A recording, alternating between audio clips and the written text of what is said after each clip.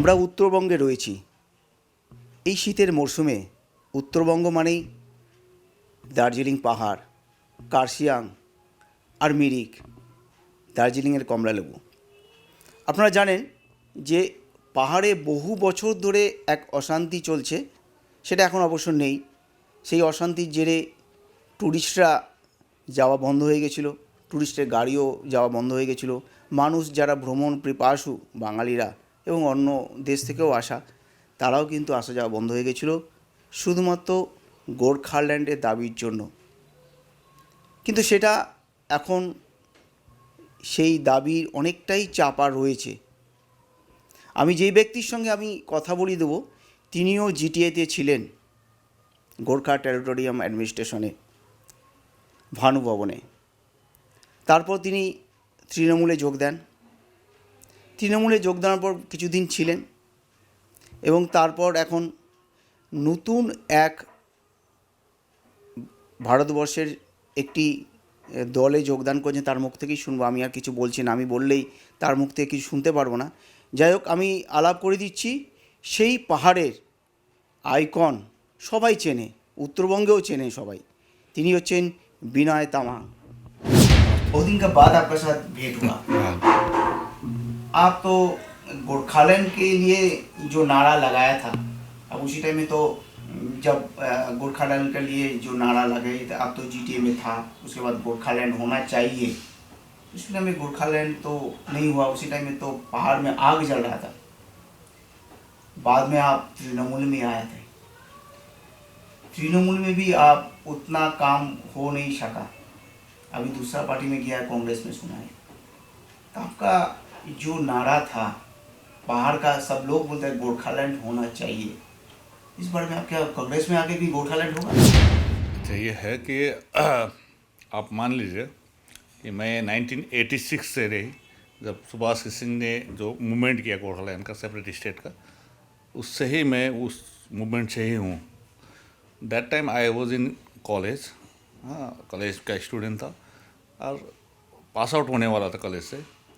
तो वहाँ से मैं गोरखालैंड के इशू में, बीइंग अ गोरखा, मैं एक एक्टिविस्ट की तरह, लीडर की तरफ नहीं, एक एक्टिविस्ट की तरह था। अभी तक 37 बरस हो गया, मैं उसी लड़ाई में हूँ, आज भी हूँ, बीइंग अ गोरखा आज भी हूँ, कि हम लोग को कॉन्स्टिट्यूशनली एक रिकॉग्निशन मिलना चाहिए। मतलब आप जो कांग्रेस में आया हुआ गोरखालैंड होना होगा? देख सुनिए, अब सिर्फ कॉन्स्टिट्यूशन में सिर्फ वहाँ पे सेपरेट स्टेट नहीं है, यूनियन टेरिटरी भी है, सब कुछ लिखा हुआ है। वो कॉन्स्टिट्यूशन के बाहर जाके हम लोग डिमांड नहीं करते हैं, ठीक है। जैसा कि हमारा मदर लैंग्वेज नेपाली को एक एथ शेड्यूल में दे दिया था कांग्रेस ने, तो उसी तहत एक कम्युनिटी को, आज भाषा को तो मिल गया, हमारा जो बोलने वाला भाषा है, हम लोग बोलते हैं, लिखते हैं, सब कुछ करते हैं, उसका कॉन्स्टिट्यूशन में एक रिकॉग्निशन मिला। उसी तरह हम लोग जो सेकेंड क्लास जो सिटीजन के तहत देखते हैं, जब भी बॉर्डरिंग टू नेपाल है हम लोग का, तो बोलते हैं कब भी जाता है हम लोग को एक हर्ड हो जाता है कि ये लोग नेपाली है, नेपाल से है। तो ये एक हम लोग का आइडेंटिटी क्राइसिस है, वो आइडेंटिटी क्राइसिस को मिटाना होगा। ये हम लोग मतलब भारत से अलग देश नहीं चाहिए हम लोग को, भारत के अंदर में होना चाहिए, लेकिन कॉन्स्टिट्यूशन का बॉडी कुछ होना चाहिए, ताकि गोरखा कम्युनिटी एक as a minority, linguistic minority है, उनको एक रिकॉग्निशन मिले। यही लेके हम लोग अभी भी लड़ाई है, हम लोग चल रहा है, इसके साथ लड़ाई है। और देखिए, कांग्रेस पार्टी में मैं चला गया तो मैंने ये बोल दिया कि कांग्रेस पार्टी को कि उनका लीडर लोगों को कि हम लोग, आप लोगों को पता है, आप लोग का दार्जिलिंग के बारे में पता है, गोरखाओं के बारे में पता है, इसलिए आपको कुछ ऐसा एड्रेस करना चाहिए गोरखाओं का या माइनॉरिटी कम्युनिटी का, तो उससे एक लॉन्ग जो पेंडिंग है इश्यूज़, उसको एड्रेस किया जाए, इसलिए मैं चला गया। अब तृणमूल में जब था उसी टाइम में तो आप बोले थे कि कुछ अच्छा होगा पहाड़ में, तो नहीं हुआ था ना। जब मैं तृणमूल कांग्रेस में ज्वाइन किया था 24 तारीख दिसंबर 2021 को, कैमेट स्ट्रीट में, जब अभिषेक बैनर्जी का ऑफिस में, तो उससे आगे 6 महीने तक उन लोगों का लीडर्स लोग हैं, जैसे कि ममता दीदी के साथ में और मलाई घटक के साथ में और ये जितने भी लीडर हैं वहाँ पे सबका साथ में बात हुआ था। तो देखिए, तृणमूल कांग्रेस जो सरकार में है स्टेट का, वो तो अलग राज्य घोटाले दे नहीं सकता, ठीक है। लेकिन यहाँ पे जो लैंड राइट का इश्यू है, आपको पता है, जिसके पर्जापट्टा हम लोग बोलते हैं, जैसे कि टी गार्डन में हो, सिंकोना में हो, सिर्फ हिल्स का टी गार्डन में नहीं है, आज यहाँ भी चाहिए प्लेन्स में भी जो जितना टी गार्डन है, यहाँ भी वेस्टेड लैंड है, डुअर्स में भी है, उसको लैंड राइट होना चाहिए। अब आपका घर में मकान, आपका मकान है, ज़मीन है, सब कुछ है, लेकिन आपका पास वो नहीं है, आपका कागज़ नहीं है, हाँ, आपका ओनरशिप का कागज़ नहीं है, वो होना चाहिए। एक नंबर ये था जो land and land department Bengal के पास में है। तो 9 डिमांड लेके मैं पब्लिक का डिमांड, पब्लिक रिलेटेड इश्यूज लेके मैंने टीएमसी पार्टी में ज्वाइन किया था। लेकिन 1 बरस के बाद में भी वो 9 का 9 जहाँ पे था वहीं पे रख दिया, और मेरे को ज्वाइन करने के बाद में एक ठंडा कोल्ड स्टोरेज में, एक ठंडा बॉक्स में डाल दिया। इसलिए मैंने सोचा कि इस पार्टी में बैठ के मैं काम भी कर नहीं सकता हूँ पब्लिक के लिए। तो लास्ट 2028 दिसंबर 2028 में, मैं उस टाइम सिलगुड़ी में था, तो उसी दिन मैंने रिजाइन किया। 1 बरस 4 दिन के बाद में मैंने रिजाइन किया। क्यों रिजाइन किया आपने? मैंने अभी बोला कि जिस टाइम मैंने ज्वाइन किया था, उससे आगे हम लोग का टर्म्स एंड कंडीशन होते हैं ना। मैं टीएमसी पार्टी ज्वाइन कर रहा हूँ तो क्या चाहिए, तो मेरे को तो पर्सनली कुछ नहीं चाहिए, लेकिन ये 9 डिमांड जो है ये पब्लिक रिलेटेड इश्यूज है, सिर्फ पहाड़ के लिए नहीं है, हाँ, सिलगुड़ी के लिए है, तराई के लिए है, डोर्स के लिए, ये इश्यू को एड्रेस करना चाहिए, क्योंकि वो 9 इश्यूज सभी स्टेट लिस्ट का है, सेंट्रल लिस्ट का नहीं है, कॉन्करेंट लिस्ट का भी नहीं है, तो वो होना चाहिए। लेकिन 1 बरस तक 9 का 9 में एक ठो भी इश्यू को एड्रेस नहीं किया राज्य सरकार, इसलिए मैंने वहाँ से रिजाइन किया। तो आप तो बात सुनते आप लोगों ने प्यार किया था, यदि आपका है बिना तमांग पहाड़ में है तो और कुछ नहीं है, हम आराम से सो जाएंगे, इतना बिना तमांग को प्यार किया, इतना बिना तम को सपोर्ट किया, भरोसा किया है, क्यों आपको ना ममता दीदी के साथ में देखिए पर्सनली तो है रिलेशन, कोई बात नहीं है, लेकिन ऐसा है, ममता दीदी सिर्फ क्या हो गया, ममता दीदी का वो इधर उधर का आदमी होता है ना, नज़दीक का आदमी। तो देखिए, आपका माध्यम से मैं वो भी देखा होगा, आपके वो लोग भी देखेगा कि जो 3-4 आदमी है जो ममता दीदी का इधर इधर घूमते हैं, हाँ, वो राजनीति से भी ताल्लुक़ लगते हैं, तो उन्होंने क्या मिस इंटरप्रिटेशन किया, बीने तामांग ये है, बीने तामांग वो है, हाँ, किसी ने जाके बोल दिया कि बीने तामांग तो बीजेपी में जाने वाला है, ऐसा सब मतलब रॉन्ग ऐसा है। ममता बनर्जी दीदी ने वो ही सुना, तो उनका तो इंटेलिजेंस सोर्स होना चाहिए ना, नेटवर्किंग होना चाहिए। यस, किसी ने बीने तामांग के बारे में कुछ बोल रहा है तो वो वेरीफाई करना चाहिए। अगर आपका बारे में मेरे आ गया कि ऐसा है, ये आदमी ठीक नहीं बोला, तो वो बोलने के बाद में मैं उसको पता करना चाहिए, वेरीफाई करना चाहिए ये सही है कि नहीं, जो बोला है वो सही है कि नहीं। वो बिना वेरीफाई किया हुआ मेरे को एक्शन में आ गया। अभी पता है कि देखिए, बहुत दुख के साथ बोलता हूँ, मूवमेंट का बहुत सारा केस है, गोठालैंड का मूवमेंट का बहुत सारा केस है, कई तो वो भी किया, लेकिन आपको पता है सिर्फ मेरे को ही वारंट क्यों खोल रहा है अभी, हाँ? 2007 से 2017 तक का मूवमेंट का जो भी केसेस है उसका वारंट सिर्फ मेरे को आ रहा है, हाँ? क्यों कारण वो मेरे को पता नहीं है, हाँ? अब कोर्ट में, ऑनरेबल कोर्ट में पेंडिंग है केसेस, बट मेरा साथ में दूसरा भी है, तो वो लोग को क्यों वारंट नहीं इशू करते हैं, तो क्यों मेरे को करते हैं। लास्ट टाइम भी मैंने वो 9 केस में वारंट मैंने किया, कौरचंग का 8 था, जलपाईगुड़ी का 1 था, मैंने वो वारंट को मैंने फिर वहाँ पे सरेंडर किया। फिर अभी लाइव एक अरेस्ट वारंट आ रहा है, क्यों किया है अभी, क्या तृणमूल छोड़ने के बाद ही ये सब हुआ? हाँ, अब तृणमूल आपका ये है कि तृणमूली जो आप छोड़ दिया, इसी कारण से तृणमूल जो पता नहीं, जब तक तृणमूल में था मेरे कोर्ट से कोई कागज़ नहीं मिलता, अब जब छोड़ दिया फिर वो शुरू हो गया। पर आपका बात से ऐसे ही हो रहा है, जो ये राज्य सरकार आप वो तृणमूल छोड़ दिया, राज्य सरकार को छोड़ दिया सपोर्टिंग, इसी कारण से राज्य सरकार आपको पीछे लग गया हुआ है। पता नहीं क्यों। अब देखिए ऑनरेबल कोर्ट का मैटर है, ठीक है, ये तो नहीं कह सकता कि कोई शिक्षक के डायरेक्शन में किया होगा, लेकिन तभी भी जब मैं तृणमूल कांग्रेस में था ऐसा नहीं आता, लेकिन जब तृणमूल छोड़ के चला गया तब आना शुरू किया, ठीक है। कोई बात नहीं है, मैं ऑनरेबल कोर्ट को मैं रेस्पेक्ट करता हूँ, हाँ, लॉ ऑफ द लैंड को मैं रेस्पेक्ट करता हूँ, मैं जाता हूँ भी, हाँ ठीक है। लेकिन वहाँ पे मेरे को दुख लगता है, और कोटलैंड के मूवमेंट में सबका ये लोग का भी केस है, लेकिन क्यों वो केस से सिर्फ मेरे को विनय तामांग को आते हैं। एक दूसरा बात है, देखिए जब मेरा माँ के गर्भ से मैं जन्म लिया ना, मेरे साथ में कोई सिक्योरिटी नहीं था। जब इन्होंने 18 पुलिस लोग सिक्योरिटी मेरा दिया था, घर में 6 और बाहर में 12, हाँ। जब तृणमूल कांग्रेस छोड़ दिया, वेरी नेक्स्ट डे 18 का 18 निकाल दिया, हाँ। अभी सभी पहाड़ का लीडर लोग, चाहे वो ऑपोजिशन का हो या पोजीशन का हो, वो लोग के पास में सिक्योरिटी है। लाइफ थ्रेट तो मेरा है, लेकिन मतलब तृणमूल छोड़ दिया, अब वो आपका सिक्योरिटी भी छोड़ा दिया। कोई भी नहीं। अभी देखिए आपका पास में आ गया ना, आपने देखा मेरा एक ठो PSO है नहीं है, आप जाके पूछिए। अब बेचारा SP क्या कर सकता है, ऊपर से फ़ोन आता है कि उसको सिक्योरिटी निकाल दो, निकाल दिया SP साहब, उस टाइम के SP साहब। अभी तो आपका इतना केस है, अब तो ये लाइफ रिस्क भी है तो आपका। लाइफ तो रिस्की है, अब वही जाने।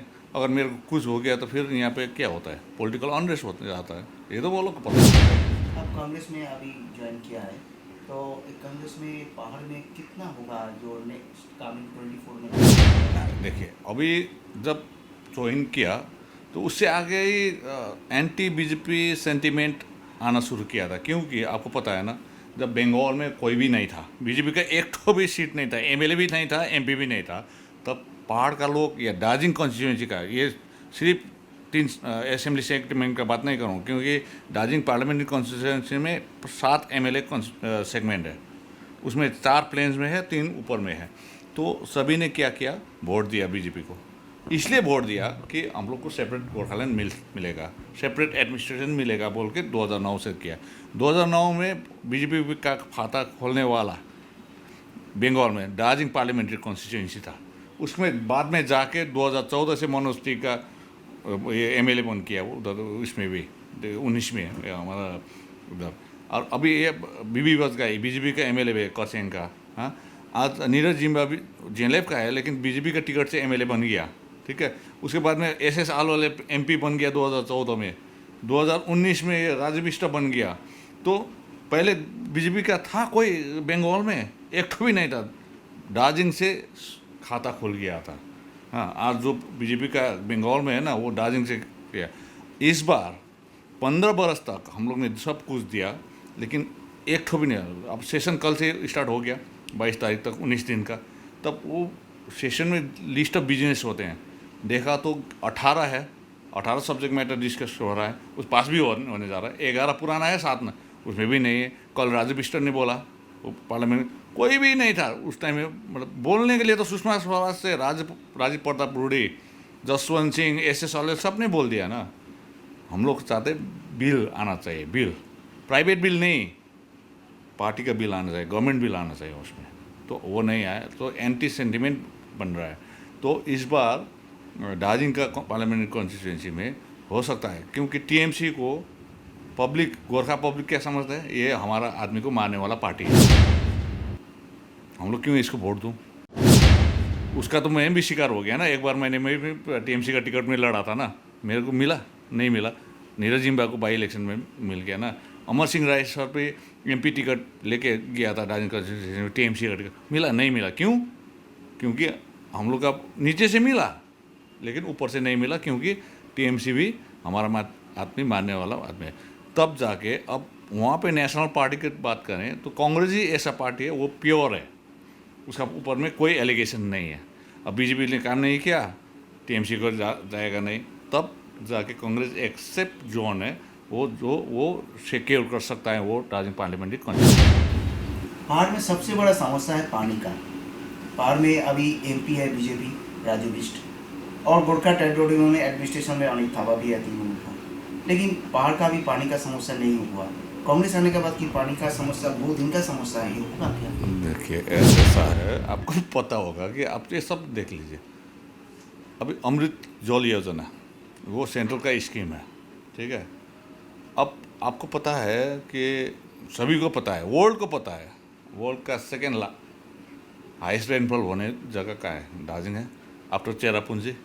जहाँ पे वर्ल्ड का हाईएस्ट रेनफॉल होते हैं वहीं पे पानी का स्केर्सिटी है। क्यों?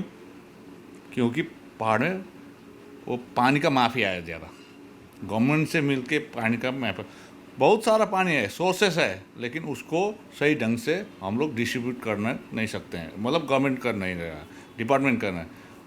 जो पानी का माफिया है, आप देख सकते हैं ना, पानी माफिया वो ऊपर, अभी मैंने बात किया, अब मेरा ऊपर वो जलेगा फिर, ये इसलिए। अब अमृत जल योजना परियोजना है, उसमें भी घोटाला है। कब से शुरू किया है वो योजना, अभी तक पूरा नहीं हुआ। हाँ? अभी वो पानी का पाइप भी डालना शुरू किया, लेकिन वो सक्सेस होगा क्योंकि वो बालासन से वो पंपिंग करके, इलेक्ट्रिक पंप करके सिंचल में जाएगा ऊपर, वहाँ से फिर डिस्ट्रीब्यूट होगा।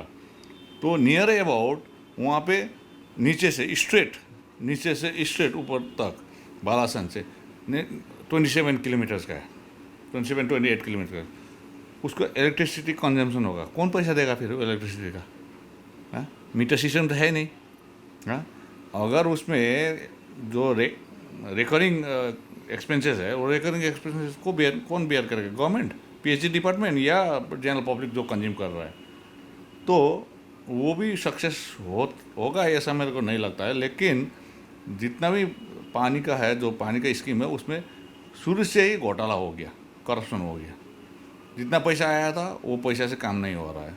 तो मेरे को लगता है कि ये एक है। तो कांग्रेस के आने के बाद में जो एक्सपर्ट है, मैंने बोल दिया कांग्रेस पार्टी को, एक्सपर्ट लेके काम करना होगा। पहाड़ के लिए, तराई के लिए, डूअर्स के लिए, प्लेन्स के लिए एक्सपर्ट को लेके काम करना होगा, न्यू प्लान करना होगा। आपका बाद में जो पहाड़वासी आप देख रहे हैं, पहाड़वासी भी आपका बात सुन रहा है। जो कांग्रेस, अब मान लीजिए आप आ गया पोजीशन में, तो मतलब आपका बात से पहाड़ का पानी समस्या जो है, सिर्फ पानी नहीं, एजुकेशन का हो, एम्प्लॉयमेंट का हो, अभी बंद चाय बगान का हो, जो भी हो, टूरिज्म सेक्टर का हो, जो भी हो, जो समस्या अभी अटक गया है। बोलता तो बहुत है, मैं ऐसा कर रहा हूँ, ऐसा कर, आपको पता है अभी नेचुरल डिजास्टर हो गया ये तीस्ता में, हाँ, 4 तारीख अक्टूबर को। आज हो गया नवंबर 4 तारीख, 5 तारीख, 2 महीना हो गया ना। अभी भी रास्ता क्लियर हो गया नहीं। अभी भी वहाँ का जो विक्टिम्स है, विक्टिम फैमिली है, उसको रिहेबिलिट किया नहीं किया।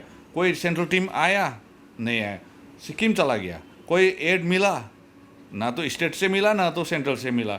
अभी भी हमारा विक्टिम जो फैमिली है वो रिहेबिलिटेशन में नहीं है, कम्युनिटी हॉल में शेल्टर रख के रखा है, ठीक है। अभी भी रास्ता देखे, ये रास्ता जाता है नथुला तक, हाँ, स्ट्रेटेजिक रोड है ये, अभी तक हुआ?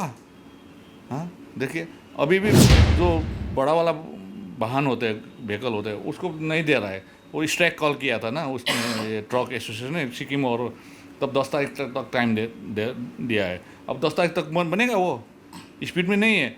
तो ये सब नेग्लिजेंस है। ये नेग्लिजेंस किसका है? पब्लिक का है? नहीं है, गवर्नमेंट ऑफ वेस्ट बंगाल का, एक तो सेंट्रल गवर्नमेंट का नेग्लिजेंस है। देखिए छोटा सा एक उदाहरण मैंने दिया, एग्जाम्पल थी मैंने दिया। राज्य सरकार में बोला है ये मुख्यमंत्री पहाड़ में इंडस्ट्रियल होगा, आपका क्या ये इंडस्ट्रियल होगा पहाड़ में? क्या 6 तारीख से आने वाला मैं?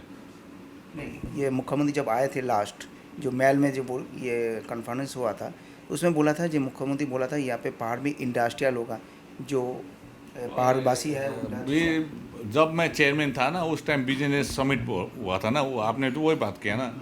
बिजनेस समिट में इतना बिजनेस आइकॉन आया था उस टाइम में, सारा का सारा ने कोई इन्वेस्ट ये करेगा, वो कोई ऐसा, मैंने समझा कम से कम हम लोग नोएडा जैसा, new Okhla industrial development area बोलते हैं नोएडा को ना, फुल फॉर्म, वैसे ही दार्जिलिंग को भी हो जाएगा। अब क्या रोज़गार मिलेगा बच्चा लोग को, भाई बहन को रोज़गार मिलेगा, यहाँ का जो रॉ मटेरियल्स है उनको भी बाहर जाएगा, ऐसा मैंने सोचा था। लेकिन उसका बुकलेट भी आ गया, बिजनेस समिट का बुकलेट भी आ गया, कंपनी का नाम भी है, इन्वेस्टमेंट करने वाला भी है, कितना करोड़ करेगा, कितना इन्वेस्टमेंट वो भी है, लेकिन अभी तक नहीं किया।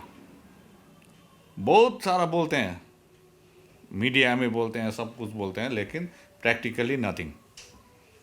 क्या वो जो मुख्यमंत्री बोला है उसी टाइम में आप भी तो वहीं था, तो क्या ऐसे ही बोल दिया क्या पहाड़ में इंडस्ट्रियल? वही तो मुख्यमंत्री मैडम ने तो बोल दिया, उसके बाद में वहाँ पे हाँ भी भर दी, जो इंडस्ट्रियल आइकॉन आया था, ठीक है।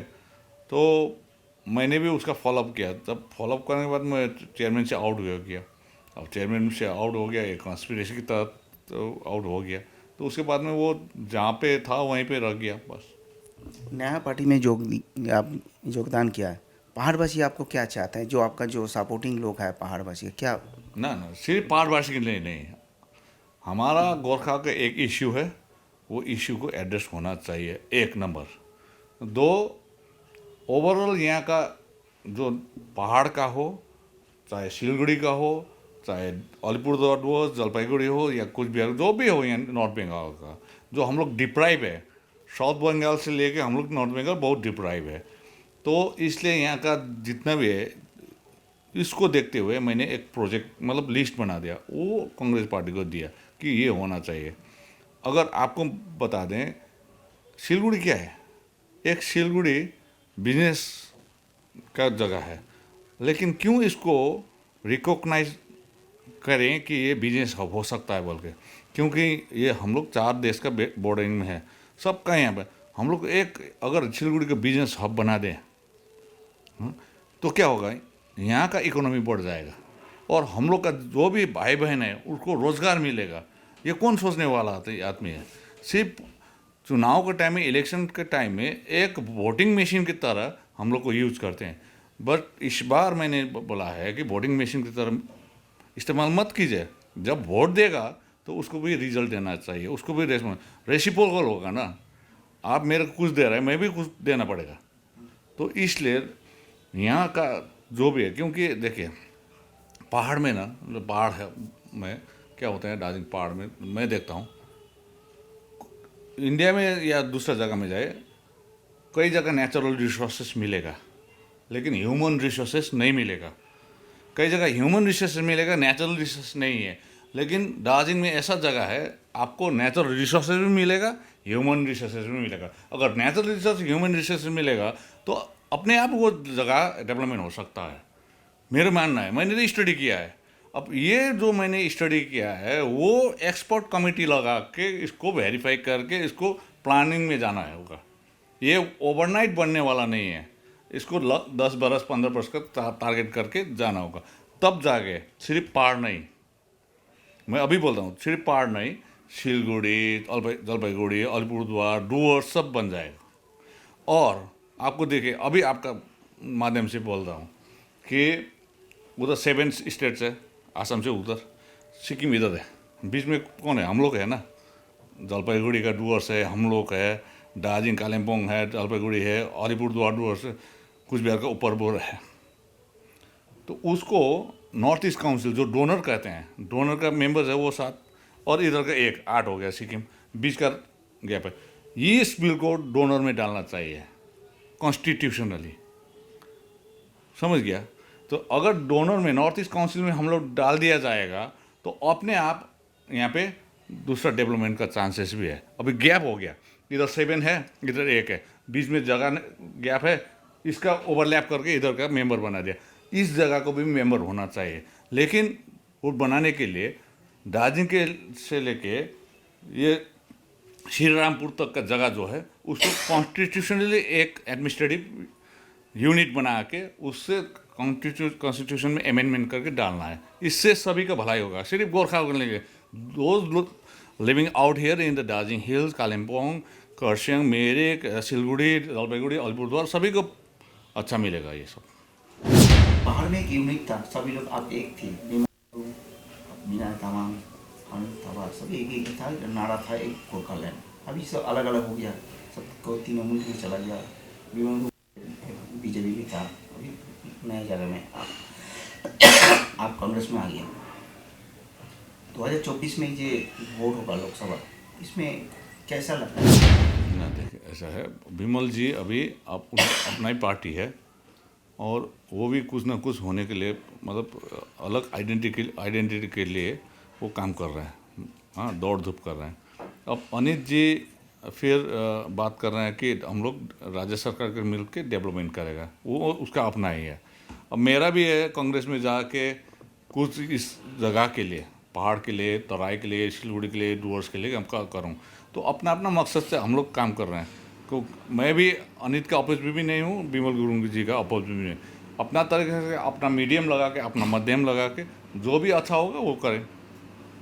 पहाड़वासी आपको कितना सपोर्टिंग मिल रहा है अभी तो कांग्रेस में ज्वाइन करने, थोड़ा दिन में ही तो ज्वाइन ही हुआ है आप? देखिए, जब मैं कांग्रेस ज्वाइन किया वो ऐसा हो गया कि सभी ने बोला सर्जिकल स्ट्राइक हो गया, किसी को पता नहीं था, इवन इंटेलिजेंस फेलियर हो गया।